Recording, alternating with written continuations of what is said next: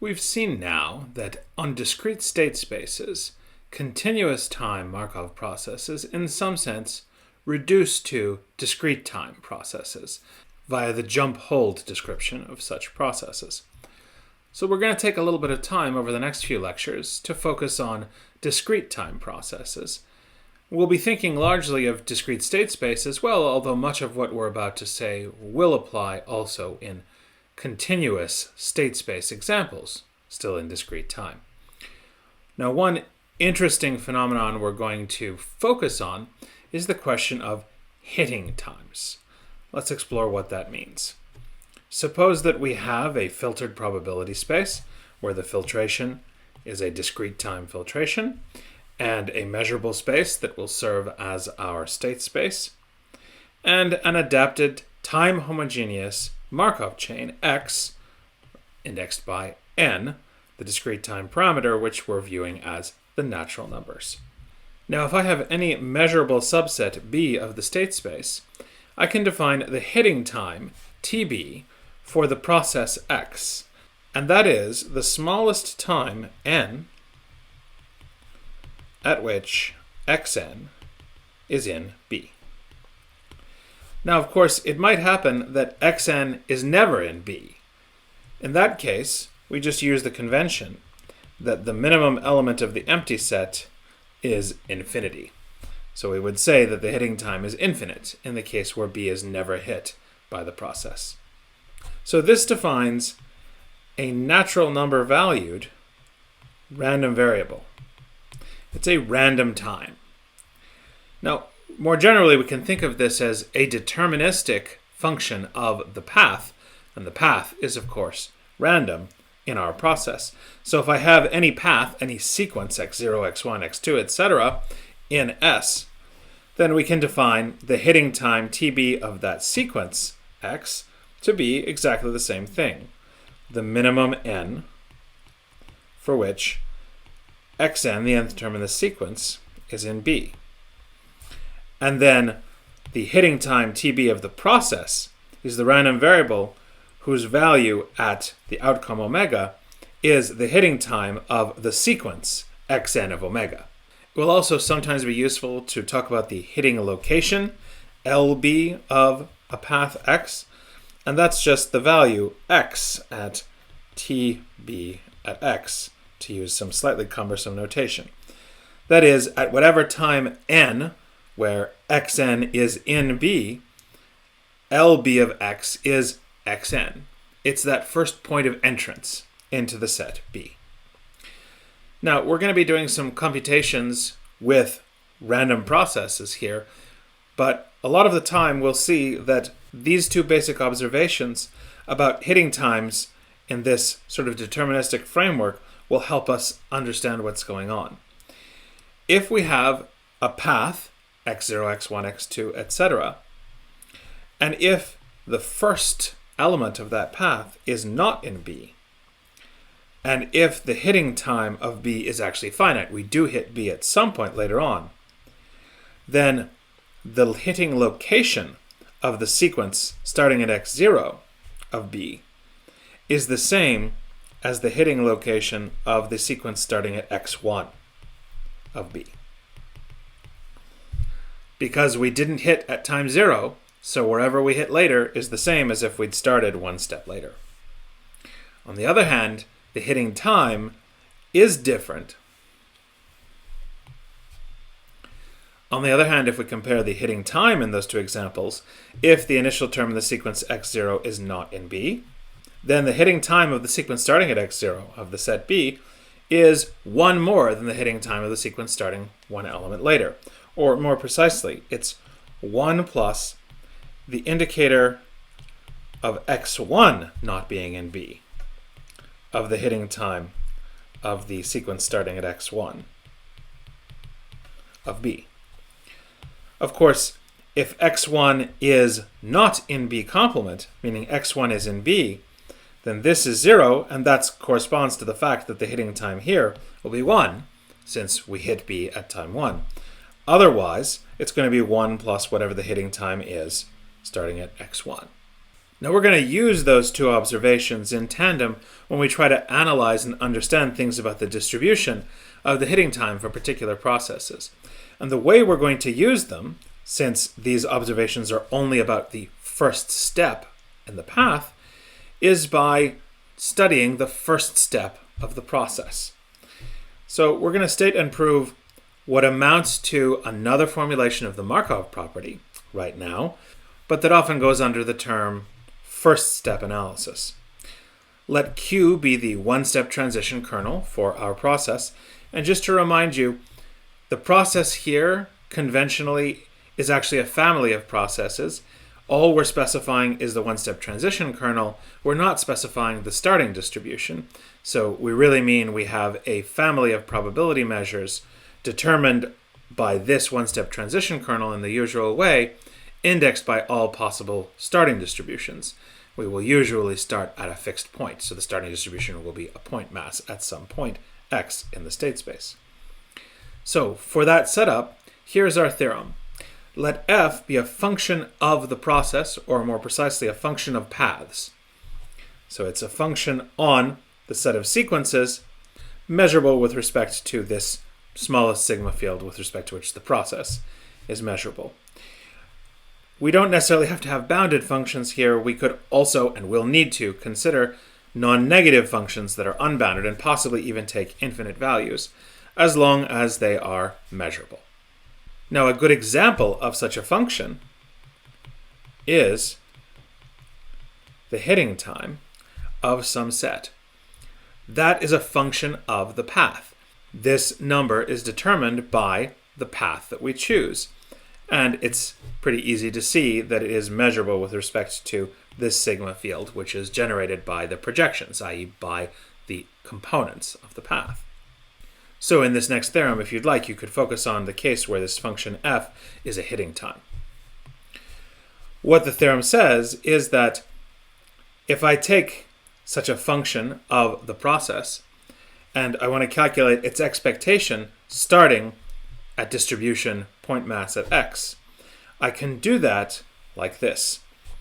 I integrate out the first step.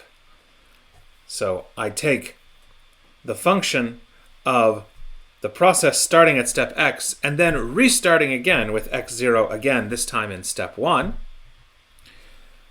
And I integrate that over all possible starting points for this path, y, against the one-step transition kernel q of x dy. And just to belabor the point here, this x as a variable in here means x0, x1, x2, etc. Whereas over here we have little x, x0, x1, x2, etc. So this y here is specifying that this, the second element in this vector, is going to be y inside that integral. The proof of this is just another take on the Markov property, especially in the form that we proved it in lecture 38.2 in terms of the process restarting at every point at which it arrives. So that is to say, by the Markov property there, if we condition on the sigma field at time 1, the expected value, again with initial distribution point mass at x, of this function of the process conditioned on the sigma field at time 1, well, first observe that we are forcing the initial step to be x, so let's just indicate that there, and then we have the step x1 of the process, and then x2, etc. And the Markov property in the form that we proved it last stated that, oh, this can be calculated instead as the expected value starting at the random point x1 of f at x, x0, x1, etc. And remember, what this means is not a conditional expectation, but just the regular old scalar valued expectation of this random variable given the initial distribution as a point mass at some point y. That defines a function of y. And then we are evaluating that function of y at the random variable x1. So that's what we proved in lecture 38.2. And now all we have to do to get the result that we want here is to take expectations of both sides. Let's take the expectation, again, with the initial distribution being x of both sides. Now on the left, that just gives us the expected value of the function. And on the right, we have expected value starting at state x of the function here that we get by subbing in the random variable x1 for this expectation.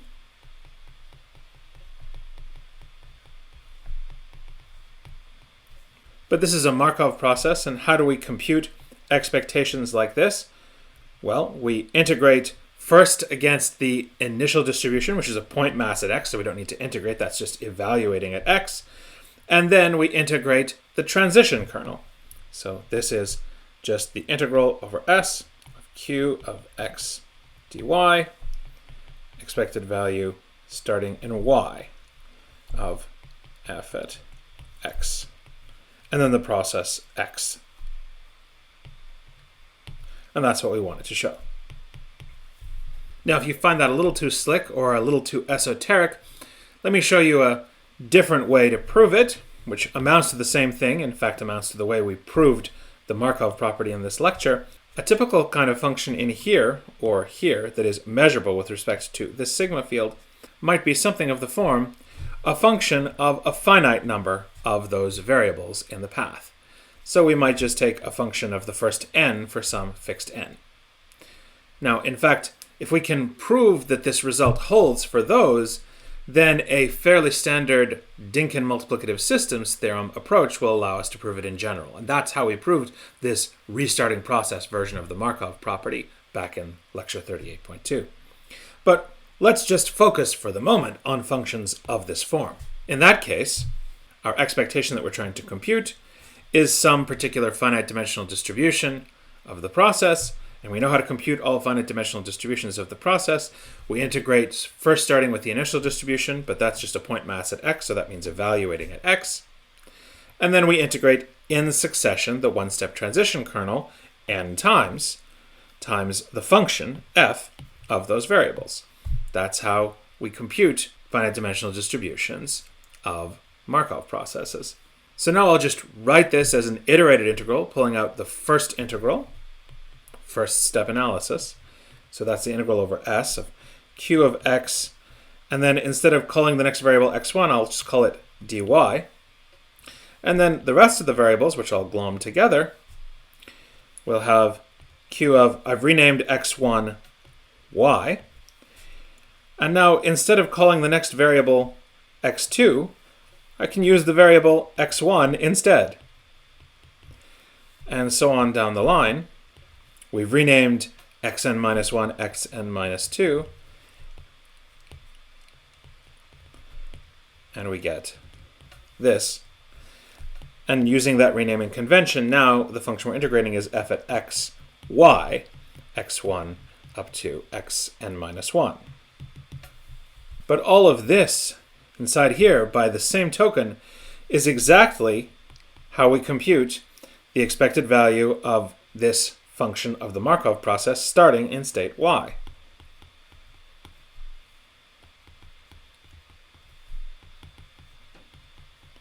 Where I've decided to rename this x0 here as in the next step in the process, the next variable, but because we're taking the expectation starting at initial distribution point mass at y, that's the same thing as just y there.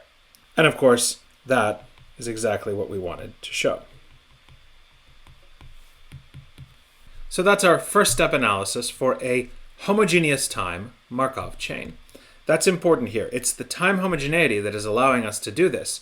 Because we have the same transition kernel between any two successive times, we can just rename everything and shift everything forward one. And we could do this more than once. We could do it any fixed number n times to get n step analysis if we want.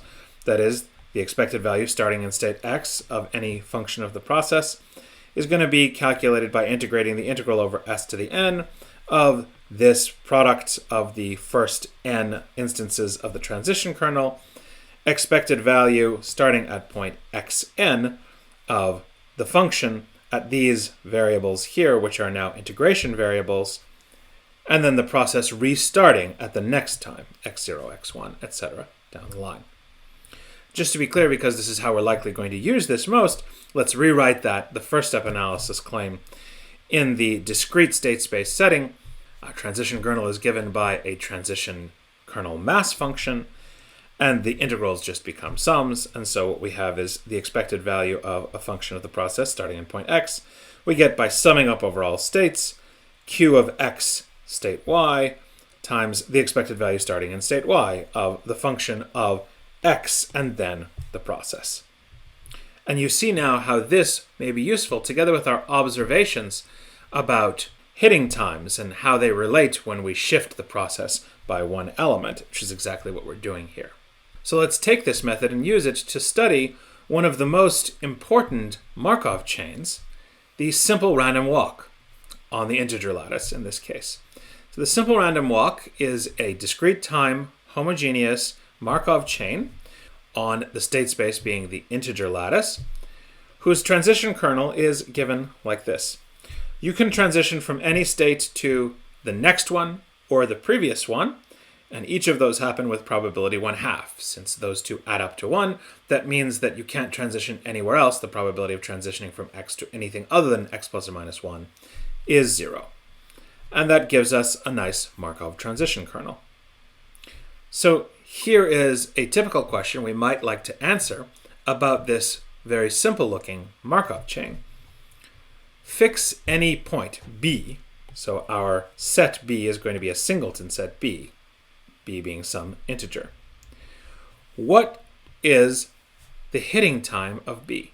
So that is, we're going to condition on starting at some point x. What is this random time? The time that starting at x and performing this random walk, you reach B. Well, first of all, we don't even know that we will reach B, except in the case where B is equal to x. Then, of course, you are starting at B, so you're there right away. Then we might be interested in the next hitting time. What's the smallest n bigger than 0 at which we hit B? Do we ever come back to B? That's related to this problem here. So this question of whether we ever hit B can be rephrased as whether this random variable is finite or not. Maybe for any starting point x other than B, it's always just uniformly equal to infinity. Or maybe there's some probability that we hit B, but it's not 1, but it's not 0. Maybe we have some positive but not 1 probability that this is a finite valued random variable. We might like to ask even more detailed questions like what is the distribution of this random variable if it is not uniformly infinite?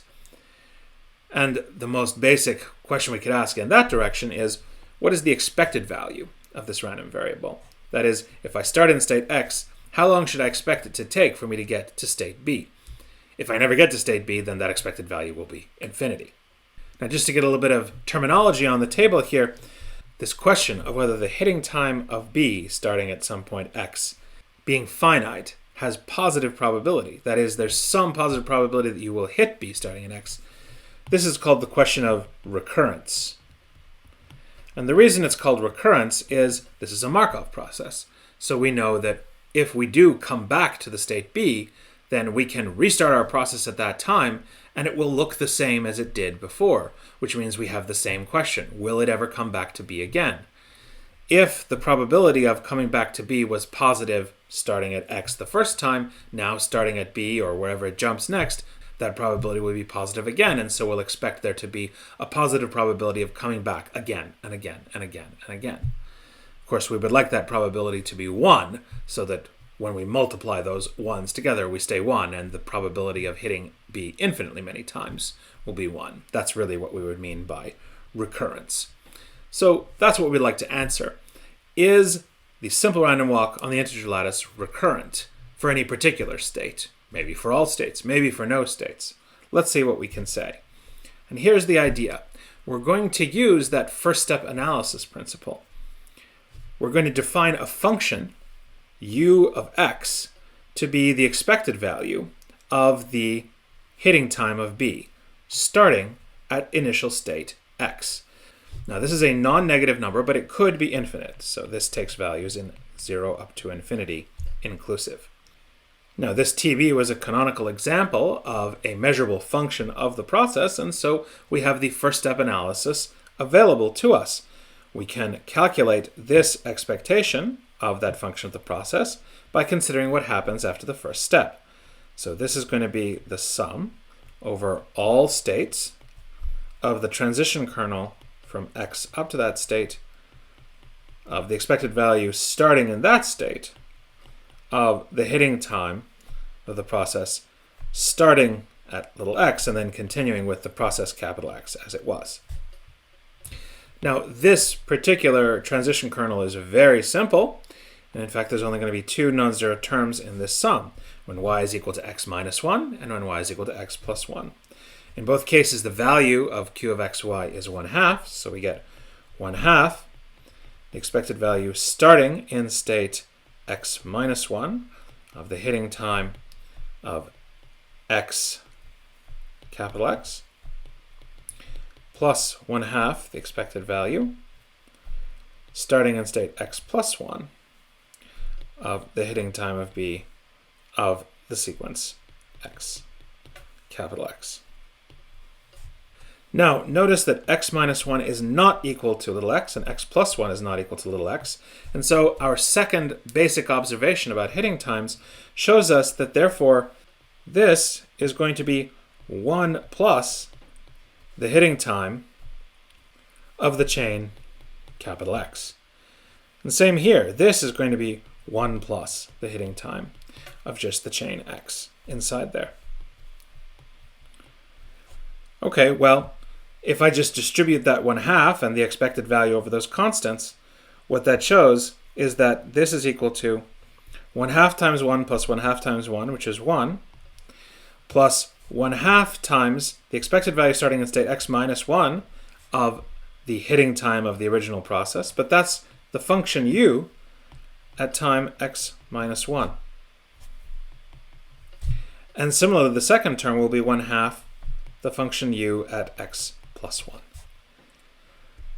That's what first step analysis gives us in this case.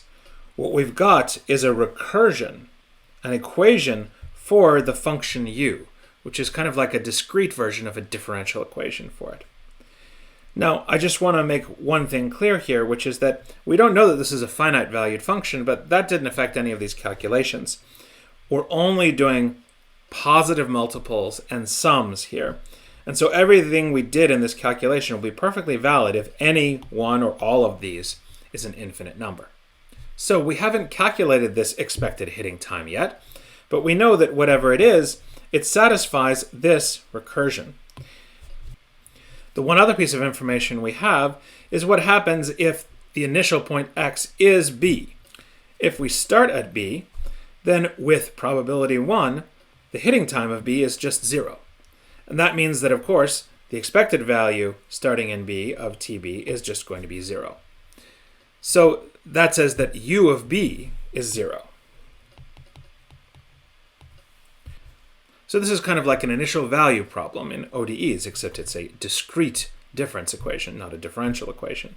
And the fact that on this side we have not so much a difference, but an average value of the function on the two sides actually means that it's more like a second order differential equation. And we'll get into that quite a bit in later lectures. But for now, let's just see if we can ad hoc figure out what the solution looks like. Well, the first point that I want to make is that the solution might be a misnomer here because there are lots of possible solutions. For example, here's one solution. We know that it has to equal 0 at b, but we could just make it infinite everywhere else. That's certainly a solution of this equation. So the question is it the only solution? If so, that would tell us exactly what we wanted to know, that if I start at any point other than b, it's going to take, on average, infinitely long to get to b. Well, let's see what other solutions might look like. Here's a claim that will help us understand. Suppose that we do have something like this solution in the sense that there's some point x where the value is infinite, and that x is therefore not equal to b. Well, we can deduce from that and this recursion, if, for example, that x is less than b, then in fact we'll find that the function is infinite everywhere less than b. Similarly, if there's some starting point over here to the right of b where the expected value u at that starting point is infinite, then we'll find that it's infinite everywhere greater than b as well. Okay. Why is that? Well, let's just look at an example, for example, with x greater than b. So suppose this is our x over here, and we know that the value of u is infinite at that point. Well then, let's look at the point x plus 1. What can we say about u at x plus 1? We know that it's equal to 1/2 u at x plus 1 minus 1, which is u at x, plus 1/2 u at x plus 1 plus 1, which is x plus 2, plus 1. Now, whatever u at x plus 2 is, which we don't know at this time, this is going to be 1/2 of infinity plus a non-negative number plus 1, and that is going to be infinite. Okay, so therefore it's infinite here. Similarly, let's look at x minus 1.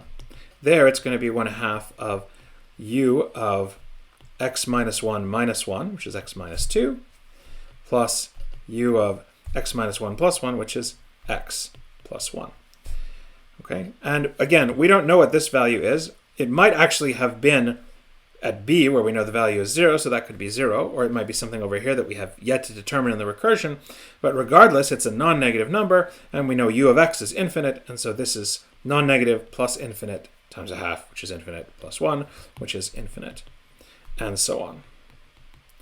Okay, so we'll get stopped when we get to b in this process, but we will see that we'll get infinite all the way down to b. And an analogous argument applies to the left of b. So that gives us a lot of information about what solutions here look like. We could have TB be infinite everywhere except at 0. We could have it be infinite everywhere to the right and possibly finite everywhere to the left. Or we could have it finite everywhere to the right and infinite everywhere to the left.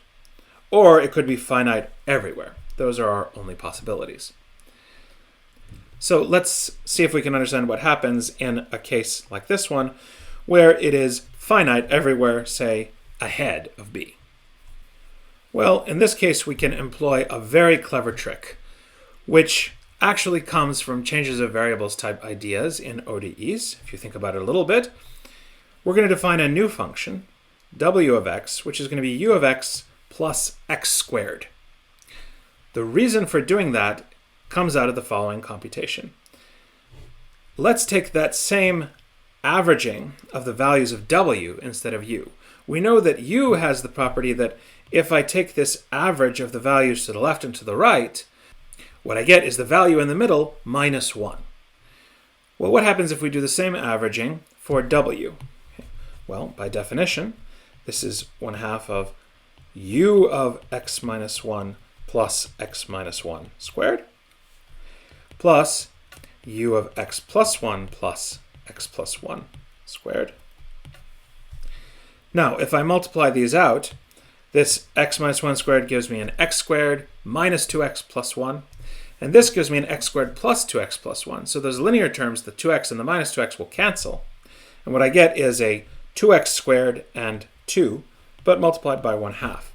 So overall, what I get here is 1/2 of, well, I get u of x minus 1 plus u of x plus 1, and I overall have an x squared plus 1 left over. But as we said, u, as we've shown, has the property that this average is equal to u at the middle minus 1. And now notice that those cancel, the plus 1 and the minus 1, which gives me u of x plus x squared, but that's the definition of w of x. So what this change of variables does is produce a new function w, which satisfies this nicer recursion relation that doesn't have the extra affine term in it. Now, 3-term recurrence relations like that, it's not hard to explicitly solve them all. And in fact, that's on your homework. You will show that in this case, for this particular recursion, as an example of what you're doing on your homework, that the general solution here, this w that we just constructed here, this one, since it satisfies this recursion, it must take this form. It's just a generic affine function. It's some constant plus some other constant times x. Now here, We did require the values to be finite in order to do subtraction, as we did here. But that's fine. We're in the case where we're assuming that the function u is finite, for example, to the right of b. And so what we've established here, thanks to your homework, is that this shift of u has this form for every x greater than b. Of course, that just means, subtracting the x squared, that u of x has this form. It's a fairly generic looking quadratic polynomial with a negative quadratic term. And that's the clincher here. That is a problem, because no matter what these real constants, a0 and a1, are out here, because of the negative 1 here in front of the x squared, this is going to go down to minus infinity as x goes up to infinity to the right of b. But that's a big problem. That cannot happen because u of x is the expected value of a non-negative valued random variable. So that's greater than or equal to 0 for all x. So what does that tell us? That tells us that our assumption that u was finite to the right of b must have been false. U actually must be infinite there. And a totally analogous argument to the left will show that it must be infinite there as well. So what we have now established is that for any x other than b, starting in x, the expected value of the hitting time of b is actually infinite. So that's very suggestive that we don't actually ever hit b. Now that can happen even if we do hit b with some positive probability, but there's some positive probability that we never do. Then of course this expected value will have an infinity times that positive probability in a sum, and that will be infinite as well. But here's the really weird part. That's not what happens here. In fact, the probability that the hitting time is finite for any starting point x is actually 1. With probability 1, we will hit any point infinitely many times, therefore, thanks to the Markov property.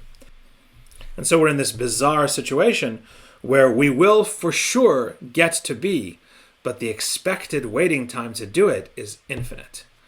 So this is a situation where we would call the process null recurrent, if you want the lingo.